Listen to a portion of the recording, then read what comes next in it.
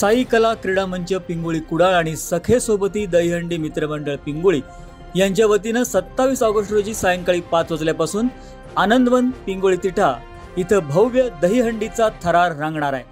एक गाव एक दहीहंडी हे या दहीहंडी उत्सवाचं खास वैशिष्ट्य आहे. या दहीहंडी उत्सवाला सामाजिक उपक्रमाची जोड असून विविध शिवकालीन खेळ, डीजे, ढोल ताशा, आकर्षक लाइटिंग, LED स्क्रीन अशा गोष्टी यात पाहायला मिळणार आहेत. तसंच यावेळी पहिल्यांदाच पिंगुळी भूषण पुरस्काराची घोषणा देखील करण्यात येणार आहे, अशी माहिती साई कला मंचचे अध्यक्ष भूषण तेजम आणि अमित तेंडुलकर यांनी दिली. पिंगुळी इथं ते पत्रकार परिषदेत बोलत होते. पाहुयात. साई कला मंच कुडाळ आणि सखे सोबती दहीहंडी मित्रमंडळ पिंगुळी या दोघांच्या संयुक्त विद्यमाने ही दहीहंडी 2024 हा आपला पिंगुळीचा एक गाव एक हंडी हा कार्यक्रम आपण आयोजित करतो. हे आपल्या संस्थेचं किंवा या मित्रमंडळाचं हे 3रं वर्ष.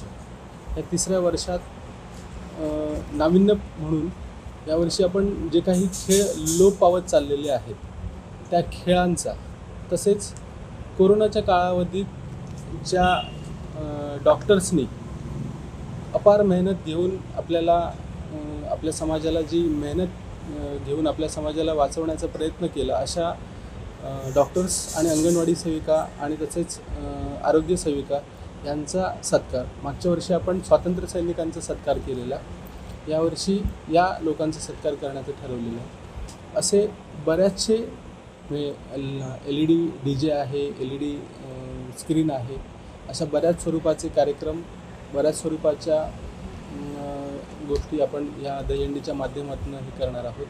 विशेष म्हणजे विद्यार्थ्यांचा गुणगौरवाचा कार्यक्रमसुद्धा या दरम्यान होणार आहे. असं हे यावर्षीचं 3रं वर्ष घेऊन आपण सखे सोबती मित्रमंडळ आणि साई कला मंच येत आहोत.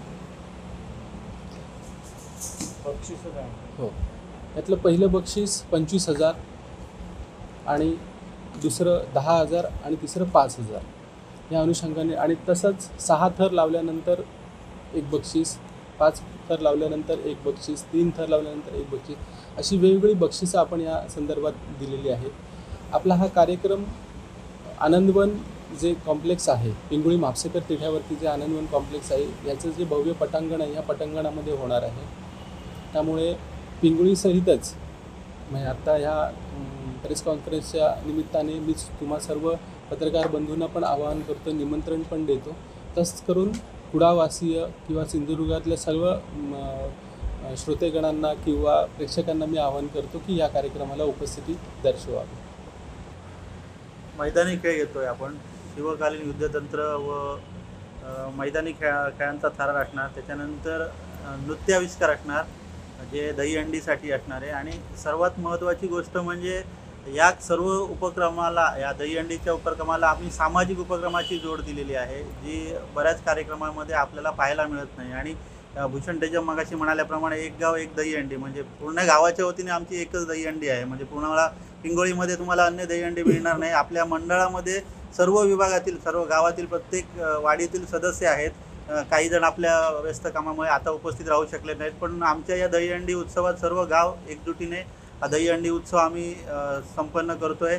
यामध्ये पिंगुळी गावातील जे गुणवंत आहेत, म्हणजे वर्षभरात त्यांनी जे नाविन्यपूर्ण कामकाज केलं त्यांचा देखील आपण या ठिकाणी गुणगौरव सन्मान करतो आहे. त्याच्याचबरोबर यावर्षीपासून आपण इथल्या मंडळाने पिंगुळी भूषण पुरस्कार हा नावाने चालू केला आहे. म्हणजे पिंगुळीतील राहणाऱ्या रहिवाशाने कुठच्याही सामाजिक असू दे, आर्थिक असू दे, धार्मिक असू दे, कुठच्याही क्षेत्राची अनमोल अशी कामगिरी केली त्यांना पिंगुळी भूषण पुरस्काराने आपण सन्मानित करतो आहे. त्या पुरस्काराचं स्वरूप देखील मोठं आहे. आकर्षक भेटवस्तू देणार आपण, त्याच्याबरोबर सन्मानचिन्ह देणार आणि मंडळाच्या वतीने आणि गावच्या वतीने त्यांचा सर्वमान्य असा सत्कार सन्मान होणार आहे. अशा प्रकारे आमच्या दहीहंडी कार्यक्रमाचं नियोजन आहे.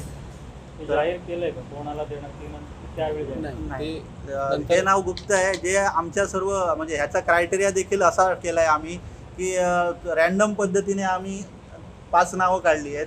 जास्त चर्चा केली नाही, कशासाठी की उगाच म्हणजे त्याच्यामध्ये गैरसमज होऊ नये की आपल्या नाव डावललं कसं हे केलं. जे नाव डावलली गेली ती पुढच्या वर्षी पण विचारायला येतील. त्यातील एक नाव जे बहुमताने आलं ते नाव आम्ही निश्चित केलेलं आहे. आणि त्याचं नाव आम्ही कारण दहीहंडीच्या आदल्या दिवशी त्यांना आम्ही सन्मानपूर्वक निमंत्रण देऊन आम्ही बोलवणार आहोत. बाहेरून गोविंदा पथकं वगैरे मुंबई वगैरे कोण येणार आहे? दरवर्षीचा विचार करता की जी कुडाळ शहरामध्ये जी गोविंदा पथकं येतात ती पिंगोळीच्या दिशेने आमच्याकडे आपलं दहीहंडीचे थर रचून जातात.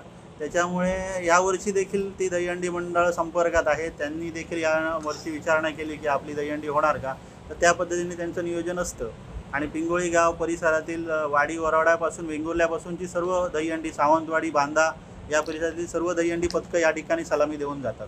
लांजा रत्नागिरीवरून पण मागच्या वर्षी दहीहंडी पथकं आलेली होती, यावर्षी पण त्यांची राजापूर. आणि विशेष म्हणजे महिलांचा पण मोठ्या प्रमाणात दहीहंडी पथकांचा सहभाग असतो. गेल्या वर्षी 2 महिला दहीहंडी पथकं या ठिकाणी आलेली आणि दोन्ही दहीहंडी पथकाने एकाने 6 थर लावलेले, एकाने 5 थर लावलेले. अशा प्रकारे दहीहंडी या कार्यक्रमाचं